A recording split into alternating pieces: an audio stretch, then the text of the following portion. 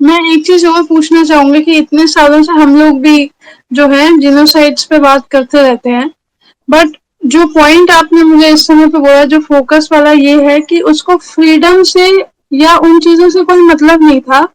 उसकी अपनी राइवलरी उनके साथ में थी, क्योंकि उसने 3-4 बारी जो है सतीश टिक्कू इतने पावरफुल थे कि वो उसको मारने के बाद भी सोच रहा था कि वो वापस जिंदा होंगे तो नहीं। ये ये फैक्ट है। आज तक किसी ने भी किसी टीवी डिबेट में भी नहीं बोला है। ये बहुत बड़ा आप पॉइंट है, क्योंकि जिस तरह से एक नैरेटिव सेट किया जाता है हमारे कश्मीरी हिंदू समाज के खिलाफ कि हम लोग कायर थे, बुजदिल थे और ये थे वो थे, ये पॉइंट जो है स्पेसिफिकली उस पॉइंट को काटता है।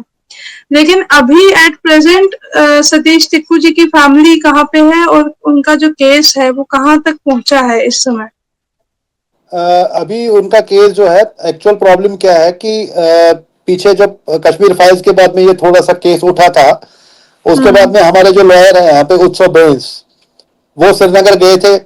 वहां पे वही हालत होती है कि जबकि सुप्रीम कोर्ट ने उनको सिक्योरिटी दे रखी है। आपको पता है श्रीनगर में जाके कोर्ट में, जहाँ पे 30-30 40-40 वकील तो फ्री ऑफ कॉस्ट खड़े हो जाते हैं उनके फेवर में, जहां चार्जशीट फाइल नहीं हो पा रही है। आप खुद ही सोच सकते हो कि जब उनकी जमानत हुई 2002 में, जब जज बोलता है कि जो इसके ऊपर चार्ज है उसके ऊपर फांसी के अलावा कोई और कोई सजा ही नहीं है, हम्म। मगर कभी प्रोसिक्यूशन सजा भी डिस्कशन नहीं दी करने को पहले। तैयार नहीं है।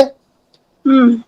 ठीक है, उसके बाद हम केस फाइट ये कर रहे हैं कि भाई साहब आप ये केस शिफ्ट करो, दिल्ली करो। जैसे यासीन मलिक का केस दिल्ली किया गया, उसके बाद उसको कन्विक्ट या जो भी उसके ऊपर सजाएं हुई ताई हुई या जो कुछ भी हुआ, आप जाके वो जो था पार्लियामेंट का क्या नाम था उसका, जिसको पार्लियामेंट अटैक में जो कन्विक्ट था,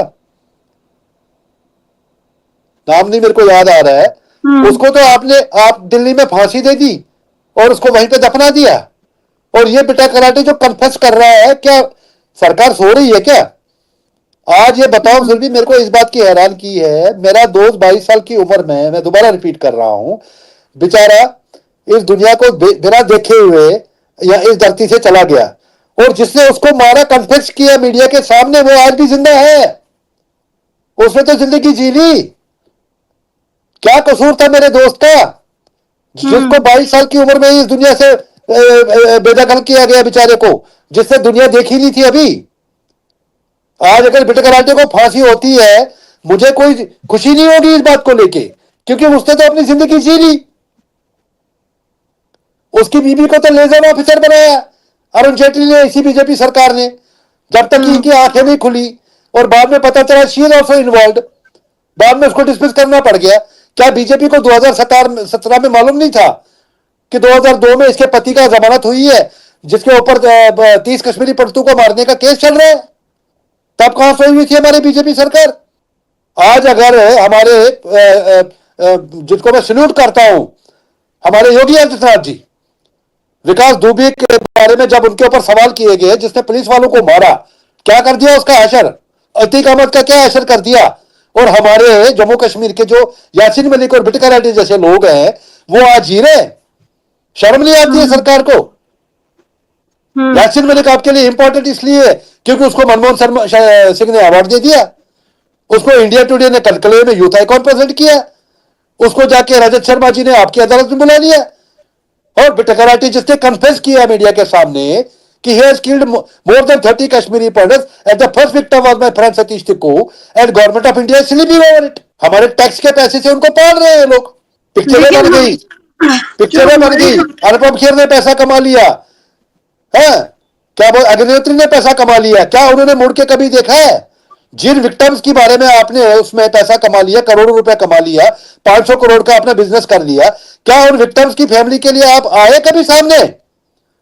जिस सतीश टिक्कू को आपने, इसके ऊपर तो केस करूंगा मैं कल, क्या आपने सतीश टिक्कू को पिक्चराइज कैसे किया है without my permission, without his family consent? Had you taken the consent of Ramesh Tikku? Had you taken the consent of his sister? Had you taken the consent of his elder brother who are fighting case against Bitter Karate for last 35 years? आपने picture में उसको show cause कैसे किया पैसे कमाने के लिए? आप कभी सामने आए? आपने कभी परिवार को देखा? आपने रमेश टिक्कू से कभी बातचीत की? आपने उसके बड़े भाई से कभी बातचीत की? आपने राकेश हुंडू जो उनका दोस्त है, उनसे कभी बात की? इसके ऊपर तो कल केस बन सकता है उसके ऊपर। हमारे हाँ समाज के लोग जस्ट छाती पीटने निकल गए उस टाइम पे।